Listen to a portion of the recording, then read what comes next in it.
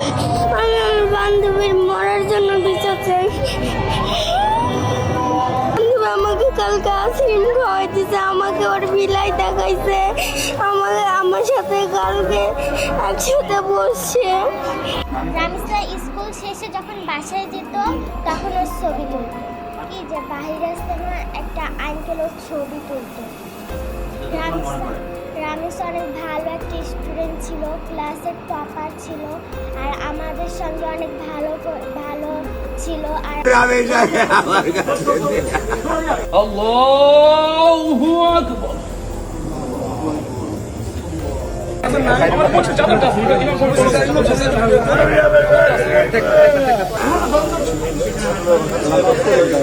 তো ভাবে ওই দাড়ি করলাম আপনি এই ছেলে কালকে যে হত্যা হলো সেও কিন্তু ওখানে বলতেছে সে দাড়ি পাল্লাল। আবার মনে করেন এই আপনার শরীয়তপুরে মসজিদে নিয়ে একটা মেয়ে কি আবার চেপার বলে কি যে আমার শয়তানে পাইছে। হ্যাঁ, জামাতই কিন্তু শয়তানে পায়, শয়তানে পাইলে তাহলে তোমরা কিভাবে ইমামতি করো, কিভাবে শিক্ষকতা করো মাদ্রাসা। জামায়াতে ইসলামীর আমির মোহাম্মদ শফিকুর রহমানের ছেলে রাফাত চৌধুরীকে গ্রেপ্তার করেছে counter terrorism and transnational crime unit. দুপুরে সিটিটিসি প্রধান অতিরিক্ত পুলিশ কমিশনার মোহাম্মদ আসাদুজ্জামান জানান, প্রিয় দর্শক, রামিসা স্কুলের ছাত্রীরা কি বলছে এবং ইতিমধ্যে অনেক ছাত্রীরা কেঁদে কেঁদে সেই রামিসার জন্য আর্তনাদ করছে এবং শিক্ষার্থীর সহ এবং শিক্ষকরাও পর্যন্ত স্মৃতিচারণ করছে। শিক্ষকদের বক্তব্য শুনলে বুঝতে পারবেন কেমন মেয়ে ছিল, কতটুকু মেধাবী ছিল এই রামিসা। এবং রামিসা হত্যাকাণ্ডের নতুন কিছু চাঞ্চল্যকর তথ্য আপনাদের মাঝে শেয়ার করব। লাইক করে শেষ পর্যন্ত ভিডিওটি দেখতে থাকুন। আমাকে কালকে আইসক্রিম খাওয়াই দিছে, আমাকে ওর বিলাই দেখাইছে, আমার সাথে কালকে একসাথে বসছে। রামিসা স্কুল শেষে যখন বাসায় যেত তখন ওর ছবি তুলত, কি যে বাহিরে আসতে না একটা আঙ্কেল ওর ছবি তুলত। রামিসা অনেক ভালো একটা স্টুডেন্ট ছিল, ক্লাসের টপার ছিল, আর আমাদের সঙ্গে অনেক ভালো ছিল। আর আল্লাহু আকবার।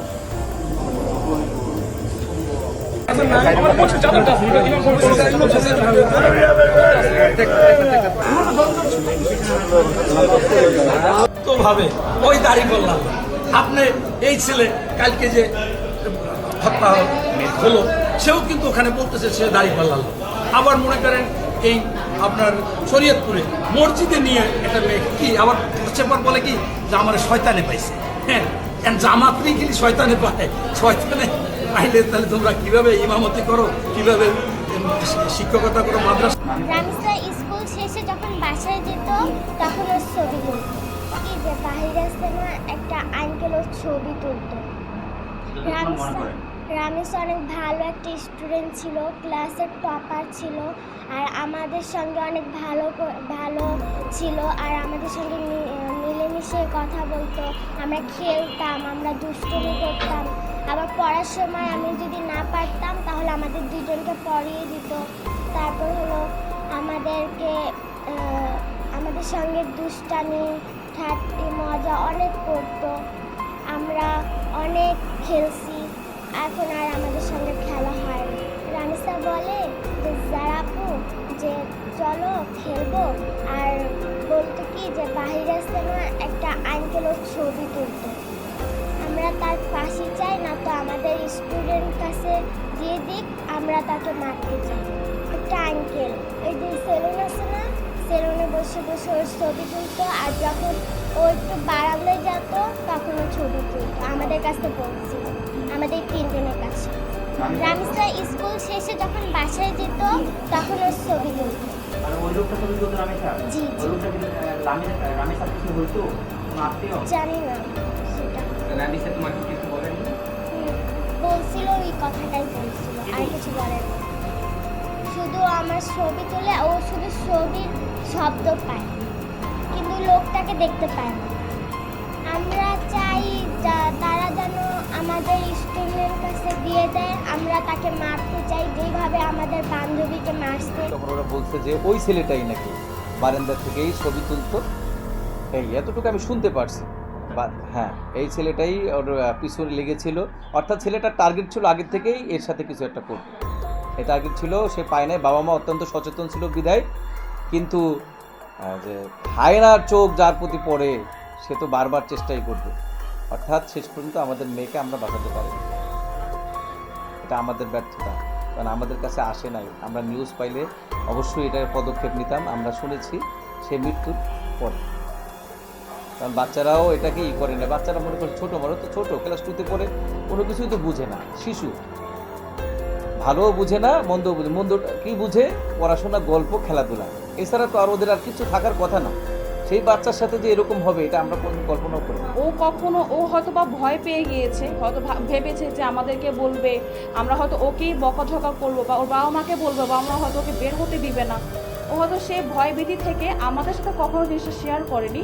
ও হয়তো ওর ফ্রেন্ডদের কাছে শেয়ার করেছে, ওর ফ্রেন্ডরাও কখনো শেয়ার করেনি। কিন্তু আমরা টিচাররা যথেষ্ট ফ্রেন্ডলি, আমরা চাই যে আমাদের বাচ্চা সুস্থ স্বাভাবিক থাকুক। ইভেন দো আমাদের ছুটি হয়ে গেলে আমরা কোনো বাচ্চাকে গার্ডিয়ান ছাড়া আমরা বের হতে দেই না, গার্ডিয়ান ছাড়া তাদেরকে আমরা ছুটি পর্যন্ত দেই না। তো সেখান থেকে ও হয়তো কোন ভয় থেকে বলেনি সেটা আসলে বলতে পারছি না।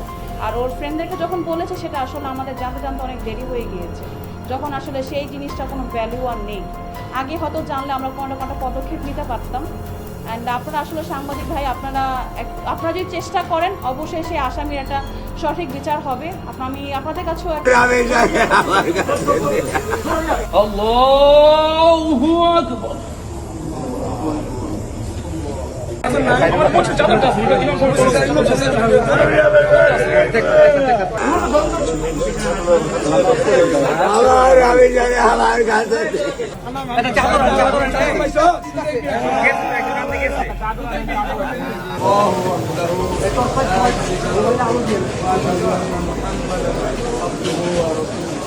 যার সন্তান যায় সে বুঝে কত ব্যথা, কত মায়া।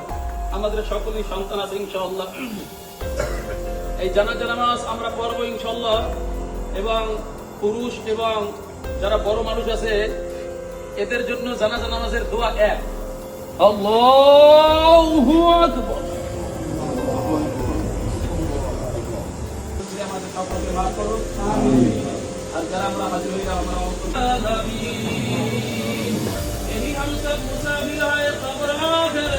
সামনে রেখে দোয়া করলাম, রব্বে কারীম দোয়া করলাম, রে মালিক চতুর্দিকে এই কবরস্থান থেকে দুইটা রাস্তা ঘুরিয়ে দিও, আসরের ময়দানে সবদিক থেকে দুইটা রাস্তা ঘুরিয়ে দিও। পুরো ভিডিওটি দেখলেন, বুঝতে পেরেছেন ভিডিওটি গুরুত্বপূর্ণ। আমরা বস্তুনিষ্ঠ সকল আপডেট এবং ব্রেকিং নিউজগুলো আপনাদের মাঝে পৌঁছে থাকি।